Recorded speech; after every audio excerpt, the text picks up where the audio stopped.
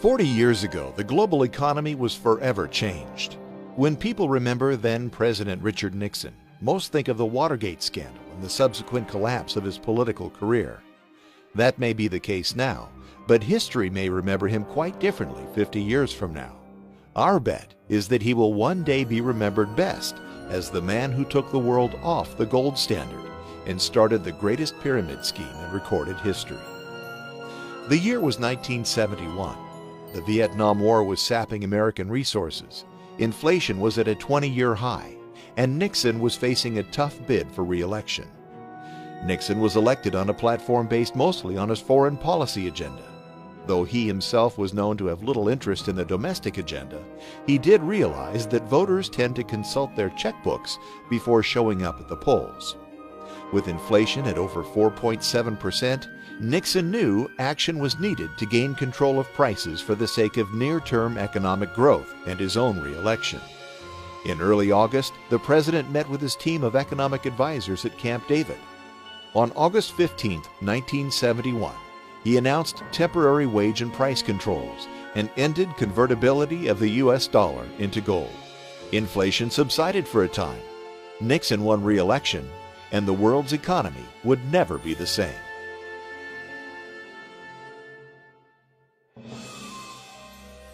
To understand the consequences of Nixon's decision, we have to look back, way back. The gold standard, as we understand it today, was the dominant fiscal force for the vast majority of recorded history. Starting long before the birth of Christ, the idea of valuing goods and services based on an amount of gold was the cornerstone of commerce for more than 98% of the last 2,000 years. Unlike modern fiscal standards and policies, the gold standard was not created. It arose naturally out of mutual free market agreement. Since gold was in limited supply and high demand, it was seen as a universal medium for value that could not be manipulated by one party in a transaction. For example, the year is 150 AD, and I want to enter into an agreement in which I take 1 cow per month from your farm each month for the next year in exchange for my work. The problem is, I don't work on your farm. I'm actually a blacksmith at some other guy's farm, and thus I can't trade my work for your cows.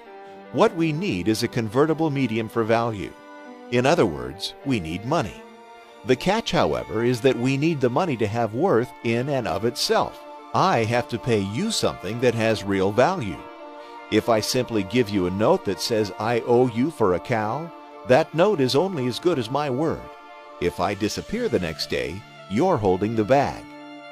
Since we both agree that gold has value, and that its value is not something you or I can manipulate, it becomes the perfect medium for exchange. It becomes our money. We enter into a contract through which I pay you 1 ounce of gold per cow through the end of the year, and voila, a gold standard is born. That is free market economics at work. As the world's economy grew over time, the gold standard evolved with it. In the late 1800s, most nations operated on what's known as the classic gold standard. Under this system, nations fixed the value of gold to a specific amount of their local currency. In 1834, gold was pegged at $20.67 per ounce in the U.S., and there it stayed until 1933. In this system, international prices rose and sank together, regardless of the strength or weakness of each nation's economy. This is a crucial flaw in the gold standard from the standpoint of short-sighted governments, and a great benefit from the standpoint of long-term stability. We'll come back to that later.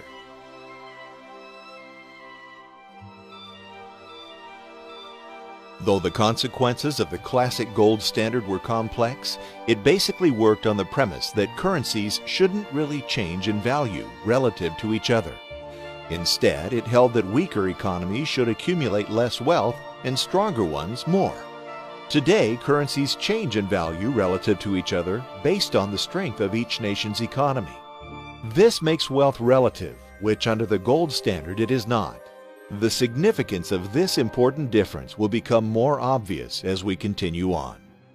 During the classic gold standard period, the balance between imports and exports from country to country was maintained through what's called the price-specie flow mechanism. That's economists speak for when our economy is booming, gold flows to us. When it's weak, gold flows away. Here's an example. Imagine we create some great new American product that everyone in the world wants to buy. Our economy is booming, and there are more goods and services being produced and made available to consumers. Since the value of the dollar is fixed to gold, we can't create more dollars without having more gold. As supply of goods increases and the number of dollars to buy them is unchanged, the price of those goods goes down. It's simple supply and demand. As prices here at home come down, people overseas want to buy our cheap goods. Thus, our exports increase. As our exports to other nations increase, they send us money, which under the classic standard is the same as gold. Thus, America sees an inflow of gold. As the amount of gold we hold increases, so does our money supply, and prices begin to increase as a result. Likewise, when our economy slows and prices at home increase, we buy more from overseas, and our imports increase relative to our exports. In sum, it looks like this. Economic growth leads to more availability of goods, which leads to prices falling. Falling prices leads to exports increasing, which leads to gold flowing in. Gold flowing in leads to higher money supply, which leads to prices rising, which equals equilibrium. Or economic recession leads to less availability of goods, which leads to prices rising. Rising prices leads to imports increasing, which leads to gold flowing out to other nations. Gold flowing out leads to lower money supply, which leads to prices falling. And that equals equilibrium. In the end, what the gold standard did was create long-term price stability. Local economic growth created falling prices, which were then brought back up again by an inflow of gold. The problem, of course, is that governments don't have the ability to control how quickly and how smoothly the process works. The gold standard, for all its simplicity and stability, does not necessarily fit the time frame of electoral cycles and short-term political goals.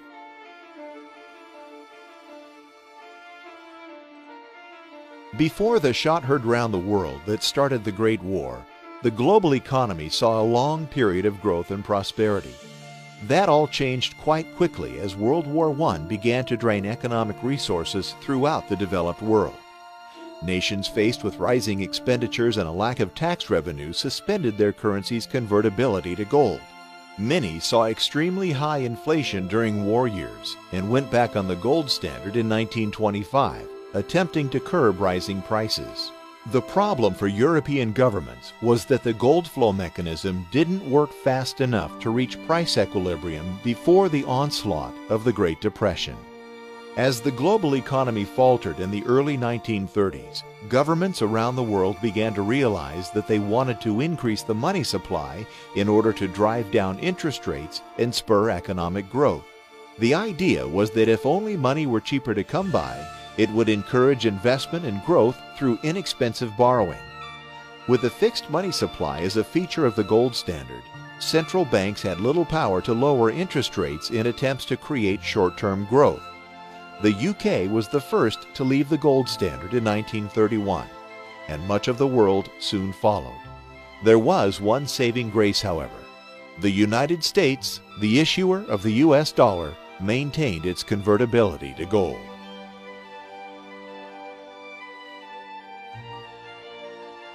After the Second World War, nations around the world were again destitute, with inflation raging and little infrastructure to produce growth. One exception was the U.S., which, relatively speaking, was left enriched by the munitions trade during the first part of the war. As England dumped the majority of their gold into the pockets of U.S. arms producers, the massive imbalances created were too great for the gold standard to correct quickly enough. Thus, the Bretton Woods Agreement was born.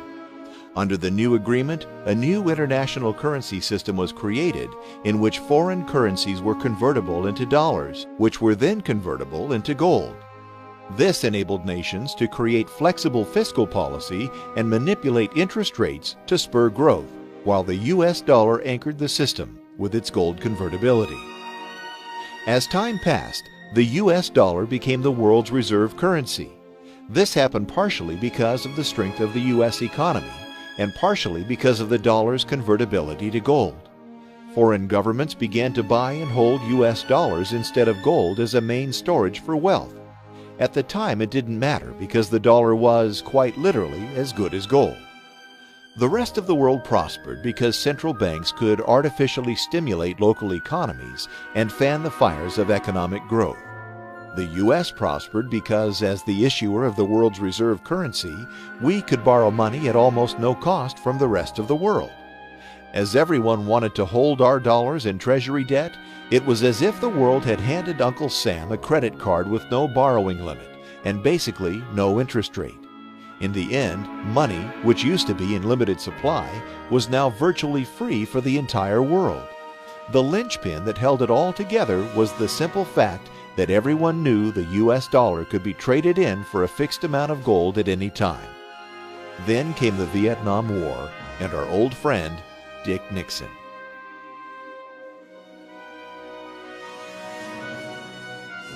On August 15, 1971, Nixon announced that the mighty US dollar could no longer be converted into gold.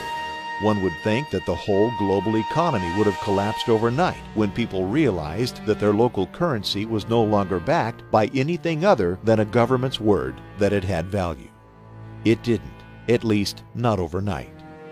There was global price instability and inflation through the rest of the decade, and gold appreciated more than 2,500% in less than 10 years. Even so, the global system didn't collapse, but it did slowly and unmistakably begin to change. Since none of the world's currencies have been backed by gold over the last 40 years, they have all depreciated in value significantly. The last 4 decades have, by all accounts, been the most intensely inflationary period in recorded history. Even the dollar, which has fared better than most, has lost over 80% of its value since 1971. The catch, however, is that governments have been able to artificially create economic growth such that it has, for the most part, kept up with inflationary pressures. In other words, when economies falter, governments are free to print money to prop them back up. At first glance, one might say, so where's the problem? If economic growth is strong enough that people earn more money as prices go up, what's wrong with that? We've fixed the short-term price instability that the gold standard brought, and balance is now reached through government intervention in the currency markets. Though it's an oversimplification, that's exactly what happened. At least, that's what happened until very recently. In 2008, it all changed.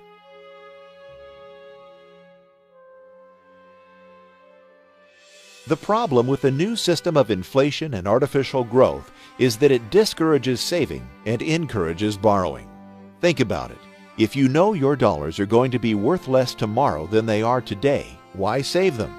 Buy what you want because you know you'll be able to buy less tomorrow with the same dollars. Better yet, why not borrow money now to buy even more? If your dollars are going down in value, your wages increasing, and prices are on the rise, it makes sense to borrow money today. When you borrow, you'll buy goods at today's low price. When the price increases, the dollars you borrowed will be worth less, and it will take you less work to pay them back, right? Doesn't that sound like what happened with the mortgage industry here in the U.S.? The only problem with this system is that it makes it nearly impossible to save money. Now, instead, you have to invest and earn returns to keep up with the falling value of money.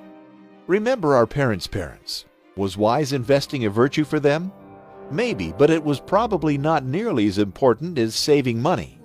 That's changed today, hasn't it? Nowadays, it's widely expected that your savings account is not the majority of your net worth. We all buy stocks, real estate, and other assets that produce returns. We have to do this, or inflation will slowly erode the value of our savings. Say goodbye to cash under the mattress and hello to 401ks, investment banks, and big money on Wall Street. Throughout the 80s and 90s and most of the last decade, this system brought unprecedented prosperity to most of the world. The problem, of course, is that it's nothing more than a pyramid scheme.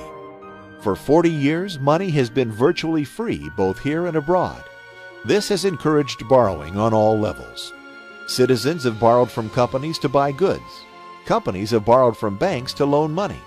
Banks have borrowed from citizens and governments to finance the whole mess, and governments have borrowed from anywhere they possibly can. The whole thing works because of the world's confidence in the U.S. economy and our government's ability to make good on our debts and prop up the world's reserve currency. In a sense, we have borrowed from other countries, allowing them to create cheap money and continue the borrowing bonanza. That's all fine and dandy until someone stops believing in the system, or rather, stops believing in the dollar.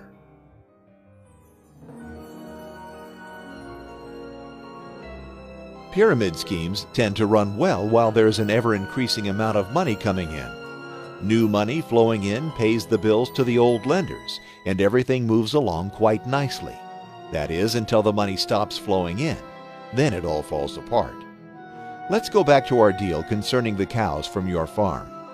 I want to buy them, but instead of giving you gold, I'm going to give you an IOU.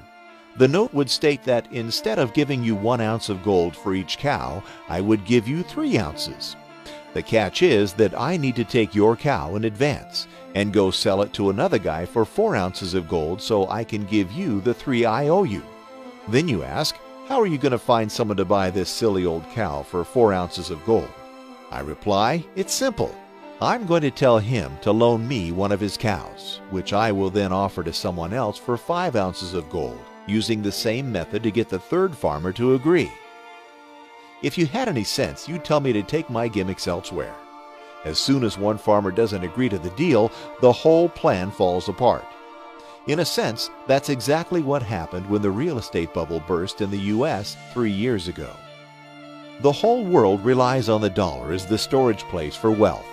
The system worked because the U.S. economy has been so large and so strong that it represented stability in and of itself.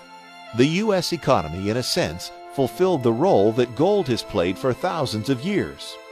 People could buy dollars and save them, knowing that they would never be worthless because the U.S. economy was so strong. The problem was that the U.S. economy has become an economy of debt. With interest rates low, money available, and the government propping up economic growth, consumerism in the U.S. grew at a staggering pace. Soon, everyone bought a home. Home values went up indefinitely, loans were easy to get, and real estate became the great American investment. The problem was, one day, one farmer decided not to buy the cow, and the entire system collapsed. Investors stopped buying mortgage-backed securities. The money stopped flowing and the pyramid came down.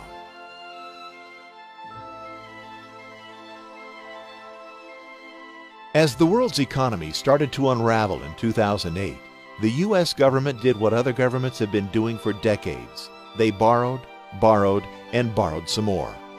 The government's solution was to borrow like crazy and stimulate the economy, relying on future growth to pay the bills. This has been made possible by the fact that the dollar is still the world's reserve currency. Though investors are losing confidence in the dollar at an alarming rate, they simply don't have much in the way of other options, at least not yet. The truth is that markets correct themselves, no matter how much governments try to intervene. The folks in Washington have been able to slow the deterioration, raise the debt ceiling, bail out the banks, save some homeowners, fight 2 wars, and get themselves reelected again and again and again. What they can't do, however, is save the dollar. By pursuing these policies, they're destroying the one mechanism that makes the whole system work, the world's confidence in the U.S. dollar. We are already starting to see the cracks appearing. Just look at the price of gold. Remember that gold was at $35 per ounce when Nixon took us off the gold standard.